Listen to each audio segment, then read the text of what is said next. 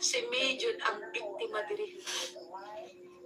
Ang tinuod nga biktima no, si Jumil. Si Jumil ang tinuod nga biktima. Kay ang kasweet ni Jumil sa tanan akong staff bisan sa iya, bisan sa kinsa diri gentleman niya. Yaga-yagaon pilit ang diri. Even ani niya, ingaana na siya. Gihatagan lang yun ni mo meaning. Gihatagan ni mo meaning. Kana pa lang iyang pag-wallpaper ani. Unya, kana pa lang iyang pag-picture ani.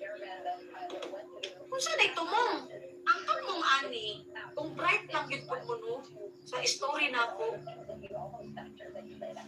kung sa'y tumong niya para picturean na nag-massage naman siya. Ha? Pangutana ninyo inyong kaugalingon.